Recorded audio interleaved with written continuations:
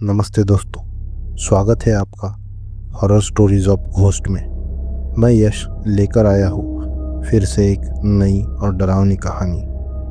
कुछ यादें समय के साथ मिट जाती है, लेकिन कुछ यादें खून के धब्बे की तरह हमेशा के लिए मन पर अंकित हो जाती है। आज भी जब बारिश होती है और रात की खामोशी में दूर कहीं से ट्रेन की सीटी सुनाई देती है तो मेरे रोंगटे खड़े हो जाते हैं। वो रात, वो बारिश और मेरा दोस्त अजय जो कभी वापस नहीं मिला। ये सिर्फ एक कहानी नहीं बल्कि मेरे जीवन का सबसे भयानक सच है। घूमने फिरने के बाद वापसी का सफ़र हमेशा थोड़ा थकाने वाला होता है, लेकिन हम चार दोस्त, मैं, समीर, राहुल और अजय, बहुत खुश थे। गोवा के समुद्र तट पर बिताए गए सुनहरे दिनों को याद करते हुए हम ट्रेन के डिब्बे में बात कर रहे थे। हमारा डिब्बा ट्रेन के बिल्कुल आखिरी छोर पर था। रात के करीब 2 बज रहे थे और डिब्बे में बाकी बचे कुछ यात्री गहरी नींद में थे।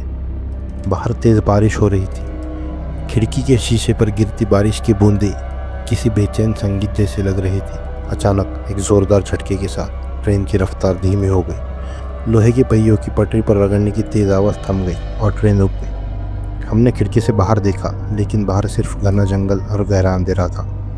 ये कौन सा स्टेशन है? शायद सिग्नल होगा, राहुल ने खिड़की खोलते हुए कहा। बाहर एक पुराना और आधा टूटा हुआ प्लेटफॉर्म दिखाई दे रहा था। वहाँ लगे पीले बल्ब ऐसे टिमटिमा रहे थे जैसे किसी मरते हुए इंसान की आंखें। हैरानी की बात यह है, इस स्टेशन पर एक भी इंसान नहीं था, न कोई यात्री, न कोई रेलवे कर्मचारी। स्टेशन का नाम लिखा बोर्ड इतना जंग लगा हुआ था कि उस पर सिर्फ खून जैसे लाल धब्बे दिखाई दे रहे थे। चलो यार, नीचे उतर कर देखते हैं क्या हुआ है, अजय उत्साह से बोला। सच कहूँ तो मुझे और राहुल को नीचे उतरने का बिल्कुल मन नहीं था। वहाँ का माहौल बहुत डरावना लग रहा था, लेकिन अजय की जिद और समीर के साथ देने की वजह से हम चारों उस सुनसान प्लेटफॉर्म पर उतर गए। नीचे उतरते ही हमें महसूस हुआ कि वहाँ की हवा बहुत ठंडी और भारी लग रही थी। बारिश की आवाज़ भी अजीब तरह से गूंज रही थी। हम प्लेटफॉर्म पर चलने लगे। एक तरफ कुछ पुराने जंग लगे मालगाड़ी के डिब्बे खड़े थे। उन डिब्बों से पानी टपक रहा था और हवा चलने पर उनके दरवाजे कर कर की आवाज़ करते हुए हिल रहे थे। मैं ज़रा बाथरूम होकर आता हूँ, बहुत देर से रोक रखा है, अजय ने कहा और प्लेटफॉर्म के उस कोने की ओर चला गया जहाँ ज़्यादा अंधेरा था। हम एक बेंच पर बैठ गए। 10 मिनट बीत गए, अजय नहीं आया। 15 मिनट बीत गए, फिर भी उसका कोई पता नहीं। हमने उसे आवाज़ लगानी शुरू की, अजय जल्दी आ, ट्रेन छूट जाएगी।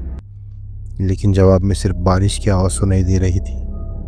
समीर को चिंता होने लगी। मैं जाकर देखता हूँ, ये बोलकर वो उस दिशा की ओर चला गया। अब सिर्फ मैं और राहुल बचे थे। अचानक प्लेटफॉर्म का एक बल्ब तेज़ी से झिलमिलाया और बुझ गया।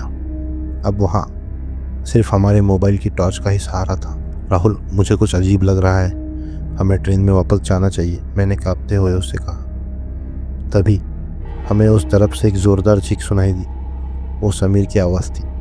हम दोनों घबराकर उस तरफ दौड़े। बाथरूम के पास पहुँचे तो वहाँ कोई नहीं था। ज़मीन पर अजय की पानी की बोतल पड़ी हुई थी और उससे अभी भी पानी बह रहा था, जैसे किसी ने अभी अभी उसे गिराया हो। हमारी धड़कन तेज़ हो गई। हम उन जंग लगे मालगाड़ी के डिब्बों की तरफ बढ़े। उनमें से एक डिब्बे का दरवाज़ा थोड़ा खुला हुआ था। हमने जब टॉर्च की रोशनी अंदर डाली तो हमारा खून जम गया।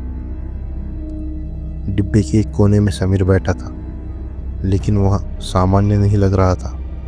उसकी आंखें पूरी तरह से सफ़ेद हो चुकी थी और वह अपने ही नाखूनों से अपना हाथ नोच रहा था। उसके मुंह से लार टपक रही थी। समीर, क्या हुआ? अजय कहाँ है? मैंने उसे हिलाते हुए पूछा। समीर ने धीरे धीरे सिर उठाया। उसके चेहरे पर डर देखकर हमारा खून जम गया था। उसने कांपते हुए हाथों से सामने के अंधेरे कोने की तरफ इशारा किया। वहाँ दीवार पर खून से कुछ लिखा हुआ था, लेकिन उसे पढ़ने से पहले एक लंबी काली परछाई तेजी से दीवार पर सरकती हुई निकल गई। वो परछाई इंसानी नहीं थी। उसके हाथ असामान्य रूप से लंबे थे और उसकी हरकतें बेहद डरावनी थी। वो अजय को लेकर गया। ऊपर देखो, समीर चिल्लाया। हमने ऊपर देखा, वहाँ सिर्फ डिब्बे की छत थी, लेकिन तभी छत से खून की कुछ बूंदें राहुल के चेहरे पर गिरी। जब हमने टॉर्च ऊपर की तो वो अजय की जैकेट टंगी हुई थी। लेकिन अजय वहाँ नहीं था। उसी समय ट्रेन की सीटी बजी, ट्रेन चलने लगी। हमने समीर को पकड़कर डिब्बे से बाहर खींचा और ट्रेन की ओर दौड़े। किसी तरह हम तीनों दौड़ते ट्रेन में चढ़ गए। डिब्बे में आते ही समीर रोने लगा।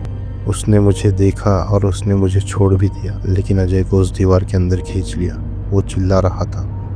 अगले बड़े स्टेशन पर हमने शोर मचाया और पुलिस को बुलाया। पुलिस ने उस जगह की जांच की, लेकिन जो सच सामने आया वो और भी ज़्यादा डरावना था। रेलवे के रिकॉर्ड अनुसार उस पूरे रास्ते में पिछले 50 सालों से कोई भी स्टेशन या प्लेटफॉर्म मौजूद ही नहीं था। जहां हम उतरे थे वहां सिर्फ घना जंगल और एक पुराने ट्रेन हादसे के अवशेष थे। अजय कभी नहीं मिला। उसे कौन ले गया? वो परछाई क्या थी? वो स्टेशन हमें कैसे दिखाई दिया? इन सवालों के जवाब आज तक नहीं मिले। इस कहानी से यही सीख मिलती है दोस्तों, सफ़र के दौरान कभी भी उत्साह में किसी भी सुनसान और अनजान जगह पर ट्रेन से नीचे मत उतरना। दुनिया में कुछ जगह ऐसी भी हो सकती है जो किसी पैरेलल यूनिवर्स या टाइम लूप में फंसी हुई हो, जहां इंसानी समझ काम नहीं करती। आशा करता हूँ दोस्तों आज की कहानी आपको ज़रूर पसंद आई होगी। अगर आपको कहानी पसंद आई तो हमारे चैनल को सब्सक्राइब ज़रूर करें और इस वीडियो को ज़्यादा से ज़्यादा शेयर करें। धन्यवाद।